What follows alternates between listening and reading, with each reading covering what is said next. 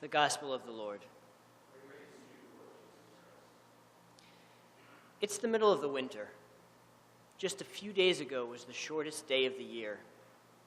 It's currently dark outside as we've gathered here to celebrate this early morning Christmas Mass.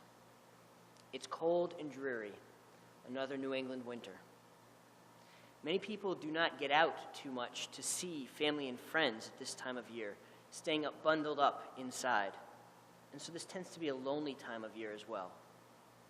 Some people actually suffer from seasonal affective disorder, where they must stare daily at what are called sad lamps in order to relieve the anxiety and depression from the lack of light outside. The term dead of winter is perhaps apt, as the ground is frozen, the trees are dead, and even birds are nowhere to be found. This is not the brightest season for Willimantic. This is a time lacking in light and joy.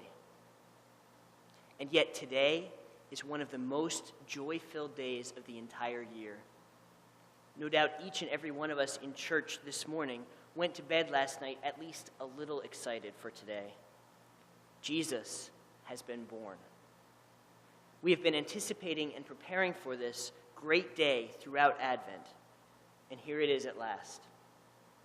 In the midst of the darkness and the dreariness, the true light has come into the world, and we respond to him with joy. A light has shone upon us. The Lord is born for us. The darkness of our world is nothing next to the brilliance of God-made man, God with us, Emmanuel. As the collect said at the beginning of Mass, we are bathed in the new radiance of your incarnate Word. Jesus is our sad lamp, bringing us joy and happiness in the midst of this cold, lonely, and darkness. We could not have had a better symbol of the revolution brought by Christ. His mere coming transforms the darkness into light, the cold into blazing warmth. We are joy-filled when the world is most depressed. The shepherds from the gospel today provide us with a glimpse at that change that Jesus has wrought. They were tending their sheep in the cold, dark night. They were poor, uneducated, probably dirty and smelly and tired. They were likely just struggling to get by day after day. There was not a lot of excitement in their lives, and they probably had very little hope for the future. And then suddenly, without warning, an angel appeared, terrifying them. Imagine how you would respond if some otherworldly being appeared to you in your office or your shop. But this angel calmed them down and brought them good news of great joy. To you is born this day in the city of David a Savior. Good news, great joy. The shepherds were intrigued. What could this mean? Dare they hope that this was the promised Messiah? Whereas you or I might immediately call home to tell our family of this angelic appearance, or at least post a status on Facebook, the shepherds went straight to Bethlehem to check it out. Coming upon the baby Jesus and his most holy mother Mary, they were transformed. They saw the light. This was no ordinary babe, and their curiosity changed into joy and adulation.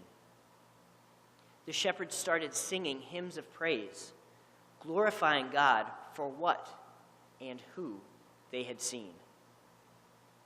Filled with joy, they went out to share the story of the birth of the Savior with their friends and neighbors. And the gospel tells us that all who heard them were amazed by their tale. The shepherds were in the dark, but then they saw the light of the world.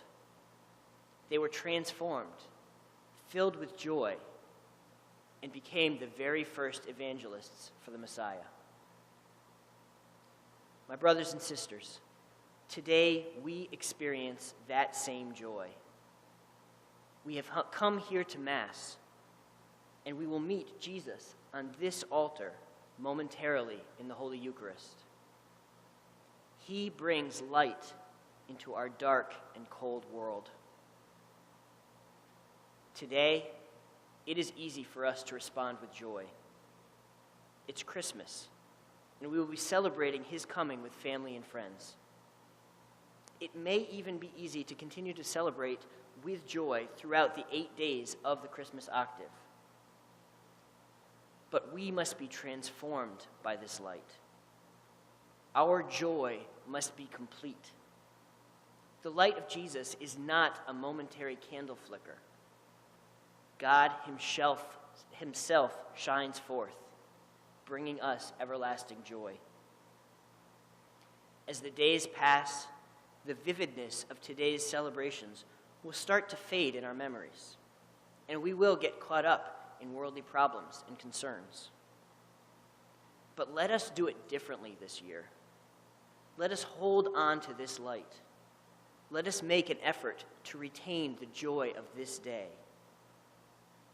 As frustrations mount in our future, let us take a deep breath and remember that Jesus has come into this world to set us free.